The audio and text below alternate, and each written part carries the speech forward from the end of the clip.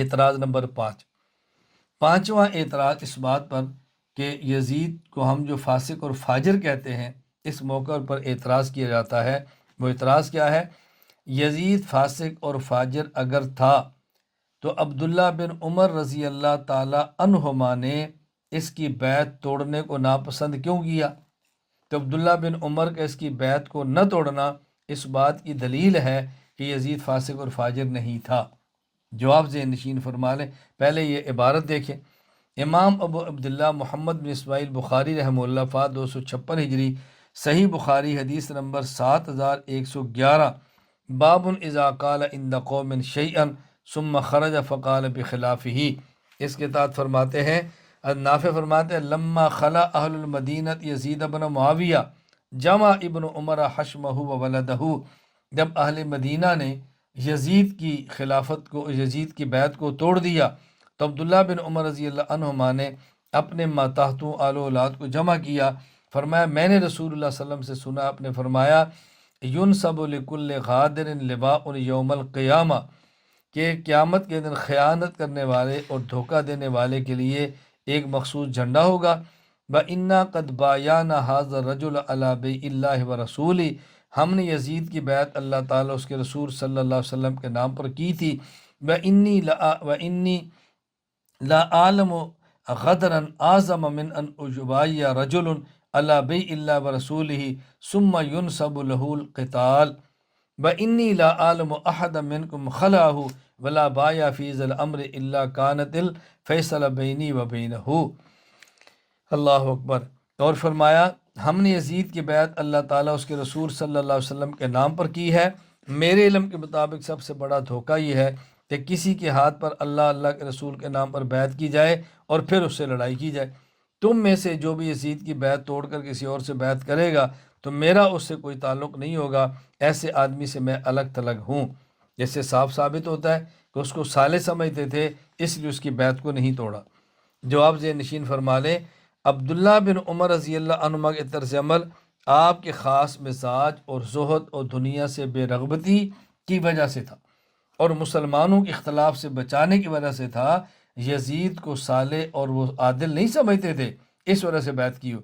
یہی وجہ ہے جب حضرت معاویہ رضی اللہ تعالی عنہ نے یزید کی بیعت لینے کا اعلان فرمایا تو عبداللہ بن عمر رضی اللہ عنہ نے ابتداً بیعت نہیں فرمائی، بلکہ آپ نے کہہ کر بات ختم کر دی کہ اگر یزید کو غلبہ ہوا اور مسلمان اس پر متفق ہو گئے تو میں بھی بات کر لوں گا۔ یعنی آپ اس کو فاسق سمجھتے تھے اور بیعت نہیں کی۔ فرمایا اگر یہ غالب ہو گیا، مسلمان نے بیعت کر لی تو میں بھی کر لوں گا، مطلب پھر میں بیعت سے انکار کر کے فتنے کا سبب نہیں بنوں گا۔ یہ ان کی رائے تھی۔ مشہور مورخ ابو عمر خلیفہ بن خیاط رحمہ اللہ وفات 240 ہجری، تاریخ خلیفہ بن خیاط میں لکھتے ہیں، ان زکوان مولا عائشہ رضی اللہ تعالی عنہا لما اجمع معاویۃ ان یبایع لابن یزید حجہ فقدم مکہ فی نحو من 1000 رجل فلما دنا من المدینہ خرج ابن عمر وابن الزبیر وعبد الرحمن بن ابی بکر فلما قدم معاویۃ المدینہ صعد المنبر فحمد اللہ واثنى علیہ ثم ذکر ابن یزید فقال من احق بهذا الامر منکم۔ حضرت زکوان فرماتے ہیں حضرت معاویہ رضی اللہ عنہ نے اپنے بیٹے یزید کی بیعت لینے کا ارادہ کیا تو آپ نے 1000 افراد کے ہمراہ مکہ مکرمہ حج کا سفر کیا۔ جب آپ رضی اللہ عنہ مدینہ منورہ کے قریب ہوئے تو عبداللہ بن عمر، عبداللہ بن زبیر، عبد الرحمن بن ابی بکر رضی اللہ عنہ وہاں سے تشریف لے گئے۔ جب حضرت معاویہ رضی اللہ عنہ مدینہ منورہ پہنچے تو آپ ممبر پر چڑھے، اللہ کے حمد و ثنا کی، پھر آپ نے اپنے بیٹے یزید کا ذکر کیا اور فرمایا اس سے زیادہ خلافت کا حقدار کون ہوگا۔ پھر آپ رضی اللہ عنہ مدینہ سے مکہ مکرمہ تشریف لے گئے، طواف کیا۔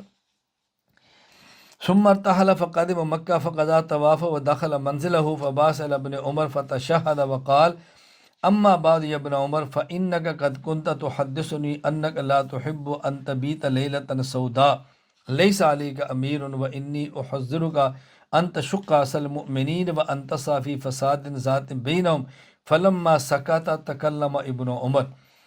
حضرت معاویہ رضی اللہ تعالی عنہ پھر طواف کے بعد عبداللہ بن عمر رضی اللہ عنہ کے پاس گئے اور اپنا قاصر بھیجا، عبداللہ بن پاس تشریف لائے تو حضرت معاویہ رضی اللہ عنہ فرمایا اے عبداللہ، آپ نے ہی مجھے یہ بات بیان کی کہ آپ اس بات کو پسند نہیں کرتے کہ ایک رات بھی بغیر امیر کے گزرے۔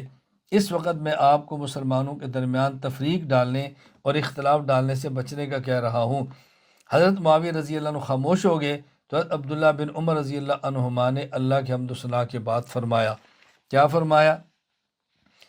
فرمایا فَإِنَّهُ قَدْ كَانَتْ قَبْلَكَ خُلَفَاءُ لَهُمْ أَبْنَاءٌ لَيْسَ ابْنُكَ بِخَيْرٍ مِنْ أَبْنَائِهِمْ فَلَمْ يَرَوْا فِي أَبْنَائِهِمْ مَا رَأَيْتَ أَنْتَ فِي ابْنِكَ وَلَكِنَّهُمْ اخْتَارُوا لِلْمُسْلِمِينَ حَيْثُ عَلِمُوا الْخِيَارَ وَإِنَّكَ تُحَذِّرُنِي أَنْ أَشُقَّ عَلَى الْمُسْلِمِينَ وَأَنْ أَسْعَىٰ فِي فَسَادٍ ذَاتِ بَيْنِهِمْ وَلَمْ أَكُنْ لِأَفْعَلَ إِنَّمَا أَنَا رَجُلٌ مِنَ الْمُسْلِمِينَ فَاجْتَمَعُوا عَلَىٰ أَمْرٍ فَإِنَّمَا أَنَا رَجُلٌ مِّنْهُمْ فَقَالَ يَرْحَمُكَ اللَّهُ فَخَرَجَ ابْنُ عمر۔